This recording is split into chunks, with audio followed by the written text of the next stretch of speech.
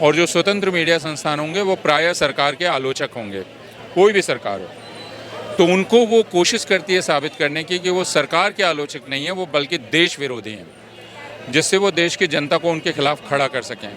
और यही कोशिश अभी की जा रही है कि जो भी सरकार के विरुद्ध कुछ बोल रहा है उसको कहा जा रहा है कि नहीं, सरकार के विरुद्ध नहीं बोल रहा है, वह देश के खिलाफ बोल रहा है। पत्रकारिता की एक कसौटी ये है कि सत्ता जो भी दावा करती है उस दावे की वो जांच करती है। इस कसौटी पर कौन मीडिया प्लेटफॉर्म खरा उतरता है, कौन नहीं, ये देख लिया जा सकता है। कौन सत्ता के दावे की जांच करना चाहता है और कौन नहीं करना चाहता है, मेरे लिए ये कसौटी है। कोई क्या दावा करता है ये एक अलग मसला है। पूर्वमरन जी हैं, इनसे हम बात करते हैं। सर, कल जिस तरह से पत्रकारों पर कार्रवाई हुई, हिरासत में लिया गया, पूछताछ हुई, किस तरह से देखते हैं? सवाल उठ रहे हैं कि मीडिया की आज़ादी पर खतरा है। इसमें कोई दो मत ही नहीं कि यह मीडिया की आज़ादी पर ख़तरा है। और सूचना के, जनता का जो सूचना का अधिकार है उसको सूचना मिलनी चाहिए, और जो भी माध्यम उसे सूचना पहुंचाते हैं उन सारे माध्यमों को बंद कर देने की कोशिश है। तो कल जो पूरे न्यूज़ क्लिक पर हमला किया गया है, उसके पत्रकारों के साथ उनका फ़ोन ले लिया गया जिसके ज़रिए वो काम करते हैं, तो इसका अर्थ यह है कि अब इतने सारे पत्रकार एक लंबे समय तक काम नहीं कर पाएंगे। तो एक स्रोत तो बंद कर ही दिया गया जिससे जनता को पता चल सकता था कि हालात क्या हैं और उनको समझने का कि कुछ औजार उसको मिल सकते थे। तो और अगर इसके पहले इतिहास देखें तो वायर हो या BBC हो, न्यूज़ लॉन्ड्री हो, इन सब पर सरकार ने अलग अलग ढंग से हमले किए हैं। तो ये एक पैटर्न का हिस्सा है, ये कोई अलग से हुई चीज़ नहीं है। और न्यूज़ क्लिक तो पिछले 3 साल से निशाने पर था, इन्फोर्समेंट डायरेक्टरेट का छापा पड़ रहा था, बाकी चीज़ें चल रही थी, और ये सबसे ताज़ा है। पर इस तरह की जब कार्रवाई होती है तो सरकार, सत्ता से जुड़े जो लोग हैं, वो कहीं ना कहीं इसको देश से जोड़ने की कोशिश करते हैं, देश विरोधी गतिविधि को लेकर जाने की कोशिश करते हैं। क्या है मैंने ये बात चीन की सरकार कहे, यह बात जब स्टालिन था तो स्टालिन की सरकार का, या इस तरह की सरकारें ये बात करती हैं कि जब भी जो स्वतंत्र मीडिया संस्थान हैं और जो स्वतंत्र मीडिया संस्थान होंगे वो प्रायः सरकार के आलोचक होंगे, कोई भी सरकार हो। तो उनको वो कोशिश करती है साबित करने की कि वो सरकार के आलोचक नहीं है, वो बल्कि देश विरोधी हैं, जिससे वो देश की जनता को उनके खिलाफ खड़ा कर सकें कि नहीं नहीं, ये हमारे खिलाफ नहीं है, बल्कि देखिए ये राष्ट्र विरोधी हैं। और यही कोशिश अभी की जा रही है कि जो भी सरकार के विरुद्ध कुछ बोल रहा है उसको कहा जा रहा है कि नहीं, सरकार के विरुद्ध नहीं बोल रहा है, वह देश के खिलाफ बोल रहा है। तो सरकार की तरफ से यही साबित करने का प्रयास किया जाएगा। पर अभी भी देखा जाए तो कई पत्रकार हैं जिन्होंने खुले तौर पर इस कार्रवाई का समर्थन करते हुए लिखा है कि ये कुछ चिंदी पत्रकारों पर कार्रवाई हो गई तो क्या प्रेस की आज़ादी को खतरा हो गया? जो ऐसा कह रहे हैं उनके बारे में सारे लोग जानते हैं कि वो कभी पत्रकार हुआ करते थे।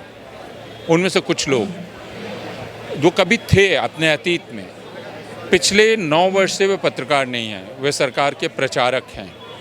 यह बात वे भी जानते हैं, पूरी दुनिया जानती है, वो स्वीकार करे अस्वीकार करे, लेकिन इस बात को वो जानती है। पर ये कौन तय करेगा? ऐसे तो वो कहेंगे कि हम पत्रकारिता कर रहे हैं, ये लोग ये बिल्कुल मोदी विरोधी हैं। हाँ, बिल्कुल कर सकते हैं। और पत्रकारिता का एक तो कसौटी उसकी है ही, पत्रकारिता की एक कसौटी ये है कि सत्ता जो भी दावा करती है उस दावे की वो जांच करती है। इस कसौटी पर कौन मीडिया प्लेटफॉर्म खरा उतरता है, कौन नहीं, ये देख लिया जा सकता है। कौन सत्ता के दावे की जांच करना चाहता है और कौन नहीं करना चाहता है, मेरे लिए ये कसौटी है। कोई क्या दावा करता है ये एक अलग मसला है। पर जब ये कहा जाता है कि सिर्फ मोदी विरोधी चश्मे से हर चीज़ को दिखाना, ये भी तो प्रश्न मोदी विरोधी चश्मे का नहीं है। प्रश्न यह है कि यह अधिकार है और यह कर्तव्य है दरअसल मीडिया का कि जो सत्ता दावा करती है उस दावे की वह जांच करे, यह उसका काम है ना। उसका काम सरकार का प्रचार करना नहीं है, क्योंकि इसके लिए सरकार का प्रचार विभाग है, वह विज्ञापन देता है, पूरे पृष्ठ के विज्ञापन देता है, मुख पृष्ठ खरीद लेता है। तो वह करने की आपको आवश्यकता नहीं है। सरकार बता रही है कि मैं क्या कर रही हूँ, होर्डिंग लगाती है, बाकी चीज़ें करती हैं। आपका काम है उसकी जांच करना, न कि अपने न्यूज़ बुलेटिन में उसी चीज़ को दोहराना। यह आपका काम नहीं।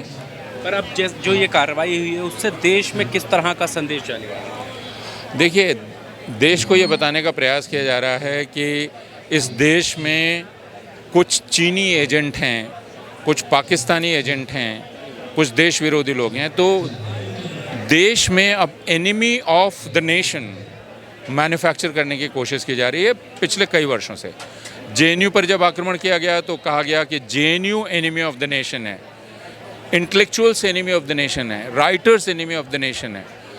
यह कहा गया कि ये जितने एनिमी ऑफ द नेशन हैं वो खुले में छिपे हुए हैं, वो मीडिया में छिपे हुए हैं, वो फिल्मों में छिपे हुए हैं, वो यूनिवर्सिटीज़ में छिपे हुए हैं, वो दिख रहे हैं और छिपे हुए हैं। तो उनको पकड़ने की ज़रूरत है। यही काम अब किया जा रहा है। तो ये कोई बहुत नई बात नहीं है। हम 2015 से ही ये देख रहे हैं और अब एक नए दौर में ये पहुंच गया। पर इसका एक नाम और भी है, कहते हैं कि जैसा आज जो लोग सोलिडारिटी में यहाँ पर खड़े हुए हैं कि अर्बन नक्सल गैंग जो है इकट्ठा हुआ है। यह बात भी जैसा मैंने कहा पिछले 8 वर्ष से कही जा रही है कि अर्बन नक्सल हर वो व्यक्ति है जो सत्ता का आलोचक है ना, भारतीय जनता पार्टी की शब्दावली में या उसकी डिक्शनरी में। ये बात हर कोई जानता है। वो कहता रहे कि मैं दरअसल मार्क्सवादी नहीं हूँ, मैं दरअसल कम्युनिस्ट नहीं हूँ, तो गांधीवादी भी उनकी निगाह में अर्बन नक्सल है, समाजवादी भी अर्बन नक्सल है, कांग्रेस पार्टी भी अर्बन नक्सल है, कम्युनिस्ट तो अर्बन नक्सल है ही। तो अर्बन नक्सल हर वह व्यक्ति है जो सत्ता का आलोचक है।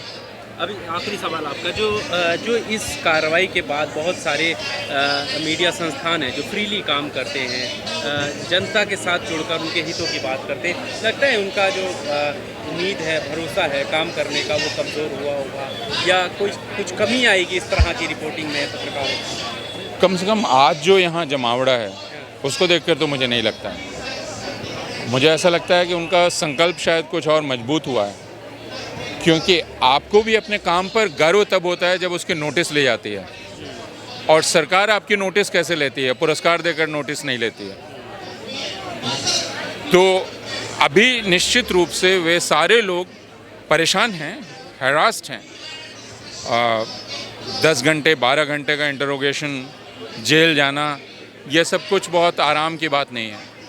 लेकिन कहीं ना कहीं उन्हें लग रहा होगा कि हमने जो किया उसकी नोटिस ले गई और यही पुरस्कार है। तो आज भी जो इतना बड़ा जमावड़ा है, ये इस बात का प्रमाण है कि लोग यही करना चाहते हैं। Subscribe now and press the bell icon. Never miss an update.